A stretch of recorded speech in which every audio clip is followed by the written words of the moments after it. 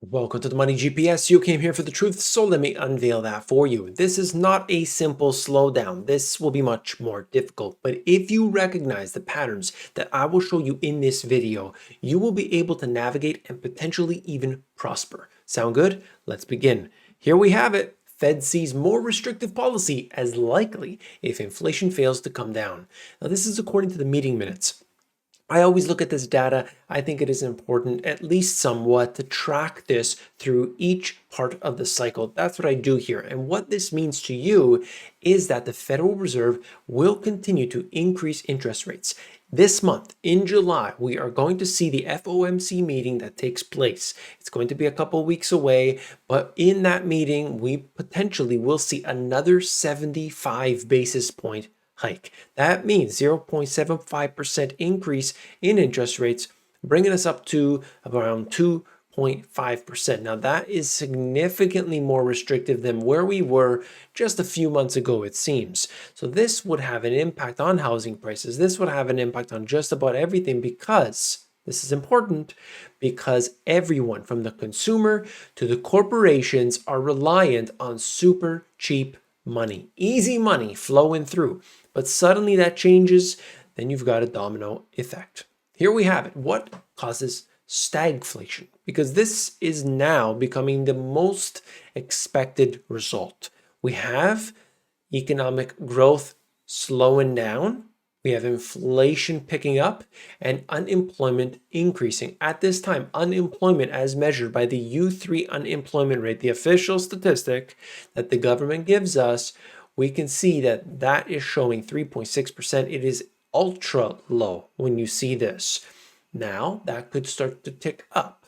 At the same time, we have inflation, which is extremely high. Some say that inflation has peaked and we will start to see those numbers fall down. That remains to be seen. I'll give you the updates on that. And economic growth, the sales are down. Let's show you some of that today. In fact, stick with me as we move through. Now, recessions, as they say here from Goldman Sachs, they used to be much more frequent in the United States. This chart goes back from 1860 all the way up until the present. And you can see those gray lines. That just basically shows you how many different recessions there have been. And that gives us some insight as to, in the recent past, we haven't seen many. But what we have seen are very exaggerated drawdowns. And that applies to the stock market, but also to the economy. When it gets hit, it gets hit very hard.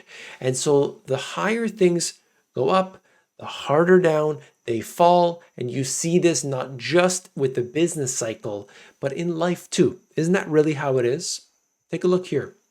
Private sector financial balances are well above the recession average. So it's just showing us standard core inflation, labor cost, interest rates, and so on. Private sector financial balance right here in the bottom left corner. It's giving us this idea that, things are safer. Things are more calm. Things are more steady than they were during, let's say, that 2007-8 timeframe. And by many measurements, yes, that is the case. But in many other measurements, things are completely out of whack, unstable. And you look at the debt, you look at what has happened here with creation of all of these new things that didn't even exist back then. We do not know the effect of this, the creation of all these, monetary alchemy that has been created. What happens when you pump money in for over a decade? What happens? Well, you encounter problems. You encounter big problems. So if you want to take a look at this next aspect, I think this is where we start to tie it all together. Online ad slump won't be a blip for Google, Facebook, and others. What are we talking about here? Ad revenue is one of the first things to go because that's seen as, we don't need to do it. So we start to cut from that. But of course, that affects their sales. More ads, at least if done properly, would be more sales. But if you cut ads, well, then things change. Players in the segment are facing another tough quarter and beyond. This is when you start to see a recession. Watch what happens with Google and Facebook and Instagram. If you're on your YouTube and you're on your Facebook and Instagram, see what they're doing. Are you seeing changes? Let me know. I'm interested. What's happening with different YouTubers is that they are seeing a lot of their sponsorships go away. Certainly. Supermarkets put security tags on cheese blocks as store tackles shoplifting amid soaring food costs. This is not the first time we've seen anything like this before, but certainly this is happening right now. People have been noticing this. There's been videos of all kinds. In fact, myself, I'm pretty sure I witnessed it. I was walking by Lululemon, actually. I was walking by on the street and I see a guy with a stack of clothes, and as I walk by and I was, I hear the beeping in the store. I see the guy walking out with a bunch of clothes, and a bunch of heads had turned in the store, and it didn't really occur to me until I was, a minute down, walking down, thinking, did that guy just steal all that? And so it was just an odd circumstance. But anyway, all I'm saying is it's happening so often. Have you seen it? Have you seen any in your, where you are? I'd be interested to know. There's one recession strategy that, well, this one here is basically talking about layoffs with small businesses, okay? There's one recession strategy he isn't even considering at this time. He has no plans to lay off any of his 180 workers, not after all he went through trying to hire, recall, and hold on to them during the last 2 years. The job market today is so different than where it was, let's say, 2019. This guy is saying, this business owner, he's saying, I cannot afford what I'm doing, but I have to, or else I'm going to go out of business in a different way. So I'm just bleeding the cash out. But if I can't get the workers back in, well, then I'm in trouble and we got to shut down. I mean, look at this dilemma on these small business owners. This is terrible to see this because they employ people, and those people are getting hurt too, one way, shape, or form.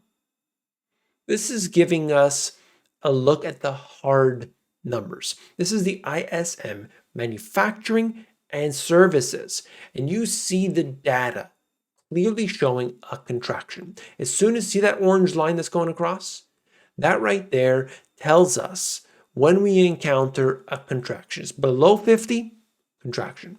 So you measure this in many different ways, but right now today, we see that things are slowing down. You look at the hard data, you look at the anecdotal evidence. In all ways, this is occurring. UK new car sales, weakest June since 1996. So I'm just trying to show you here, this is happening everywhere. This happens to be the UK, and the article at least is pointing to semiconductor shortages. We know that that is part of it, certainly. Now, you made it to this part in the video, and I want to talk about this for a moment. $1 invested in GE, General Electric, in the fourth quarter of 1994 is worth $1 today. Wait a second. I thought you buy and hold. I thought that you buy and everything will go up eventually. Well, as you can see here, it did go up, but it also came down. You see that? Going back to 1994, stock moves up in a hurry. The 90s, it looked fantastic, right? But then, of course, 2000 into 2001, we see this recession, we see the tech boom and bust, and it falls down. So it falls back down to this level. I mean, look, it started off at $60. It hits a peak of over $465. There you go. $465. It falls all the way down here to below $200 in a short period of time. But then, hey, we get the boom in the 2000s. It's going up, up, up, doesn't hit its previous high, and falls again. It falls down to the level it's at today. But then you don't have to worry. You just hang on, buy and hold, buy the dip. Oh yeah, that's right.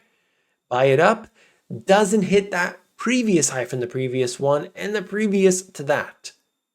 And it falls again. And here we are. This is GE is a massive company, a household name. They've got products on the industrial, commercial, residential, everything. And yet their stock is not worth any more than it was decades ago. This is one very good example. I'm not talking about some fly-by-night company. I'm not talking about some penny stock. I'm talking about GE. Now you could say, it's outdated. Whatever. Look at what GE actually produces today, okay? All I'm trying to show you is that simply buy the dip, buy and hold, all this dollar cost averaging stuff, it is not a solution. It is not a strategy. Please understand that.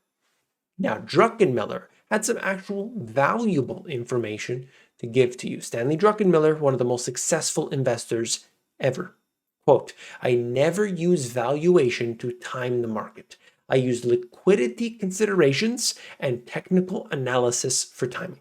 Valuation only tells me how far the market can go once a catalyst enters the picture to change the market direction. This is huge. This is huge, and I hope that you get the information out of this, okay?